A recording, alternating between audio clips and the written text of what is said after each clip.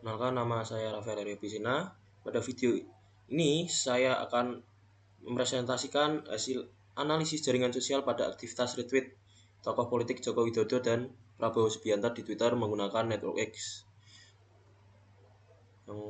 Untuk dataset saya ambil melalui kitab milik Audi Aprilian, yakni data Joko Widodo.csw dan data Prabowo Subianto.csw.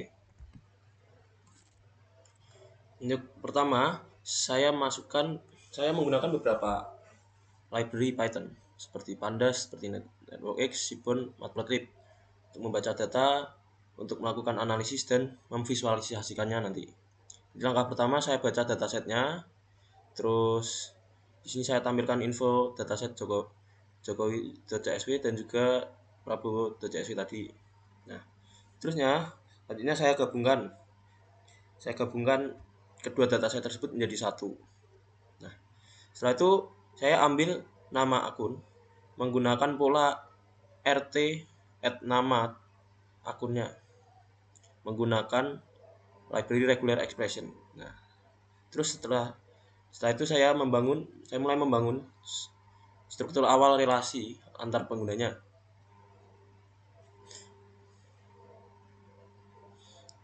Kemudian di sini saya juga buat jaringan menggunakan network X yang berarah, yang direct.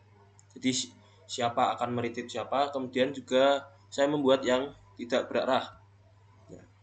Kemudian di sini saya menghitung degree setiap node-nya, ada in degree. Jadi in degree itu berapa banyak akun yang di retweet.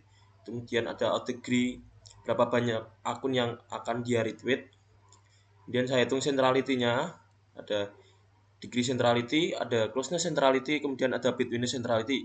Jadi degree centrality ini adalah berapa banyak koneksi langsung sebuah akun. Kemudian closeness centrality adalah seberapa banyak akun bisa menjangkau sebuah akun lain, dan juga betweenness centrality seberapa sering sebuah akun digunakan menjadi jembatan. Jadi A menjadi jembatan antara B dan C. Kemudian dari itu saya juga menghitung clustering koefisiennya. Jadi clustering koefisien akan menghitung seberapa ngumpul sebuah jaringan dan juga sebuah jaringan tersebut menggunakan density. Lalu saya cek, jika terhubung, maka saya akan menghitung average shortest path length-nya dan juga diameternya. Jika tidak, fokusnya akan ke komponen terbesar, yakni average shortest path dan diameter jaringan utama. Dan ternyata di sini tidak terhubung. Selanjutnya saya mendeteksi komunitas menggunakan greedy modularity communities. Jadi greedy modularity communities digunakan untuk membagi jaringan ke dalam komunitas. Setelah itu saya simpan informasinya ke dalam node community. Untuk eksplorasi lebih lanjut, saya ambil anggota komunitas. Nanti saya memasukkan ke dalam komunitas 0 dan juga komunitas 1. Nah, di sini saya mulai melakukan visualisasi. Seberapa sebuah akun yang paling banyak di retweet. Jadi pada visualisasi ini dapat kita lihat ada sebuah akun bernama Doradong, itu 256 kali di retweet.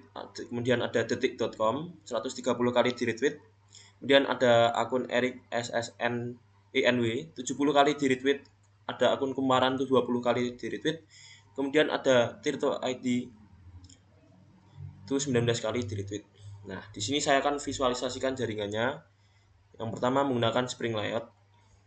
Nah, di sini dapat dilihat jaringan retweet Jokowi dan Prabowo di Twitter. Di sini bisa kita lihat kepadatannya. Di sini bisa lihat, dan ada jembatan-jembatan antar akun, dan juga ada beberapa yang tidak terhubung.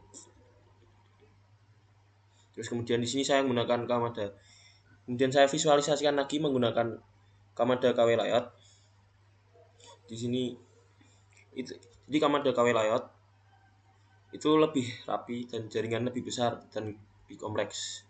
bisa kita lihat lebih rapi. Nah, itu bisa kita lihat di sini. Jumlah node-nya itu ada 769, jumlah edge-nya ada 739, jumlah komunitasnya ada 68, terus density jaringannya, kepadatan jaringannya ada itu mempunyai nilai 0,001239 dan seterusnya, ini dapat dibaca di sini. Dan rata-rata short speed-nya itu 3,80251 dan seterusnya. Terus diameter jaringannya ada 11. Kemudian di sini saya akan mulai menganalisis. Saya akan analisis lagi top bridge.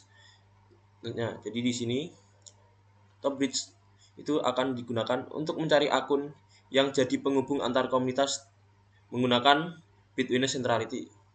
Semakin besar nilainya, semakin sering menjadi sebuah jalan pintas atau menjadi jembatan antar dua kelompok berbeda.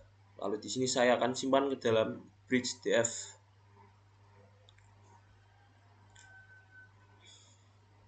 Setelah itu saya coba cari weak ties-nya. Jadi untuk mencari weak ties itu kita ambil semua edge dalam graf G, lalu cek satu persatu. Kalau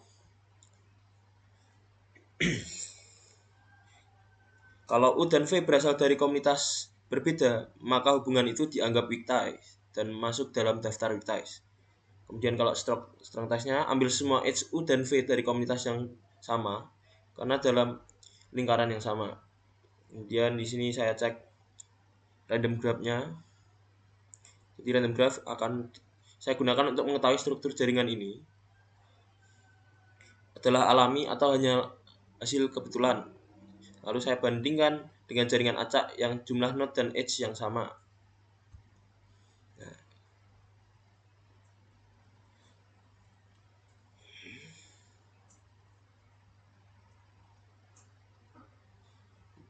kemudian saya hitung lagi seperti tadi di atas, dan di sini saya hasilnya. Jadi ringkasan jaringannya seperti tadi, ada jumlah node-nya 769, jumlah edge-nya 739. Kemudian ada density asli itu 0,00124, density randomnya, kepadatan randomnya 0,00248. Kemudian diameter aslinya tadi 11, diameter randomnya 23. Terus rata-rata pad asli ada 3,80, rata-rata pad randomnya 8,27.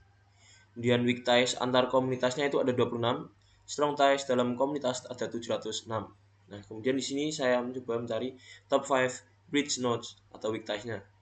Jadi yang pertama itu node-nya atau akun milik Kyun H21 itu punya nilai Bitwitness Centrality 0,000017. Kemudian diikuti General Quad, kemudian Raka Bob 1, Distrup Gresigna, dan Randi Hartono. Sekian presentasi dari saya. Terima kasih, Tuhan Yesus memberkati.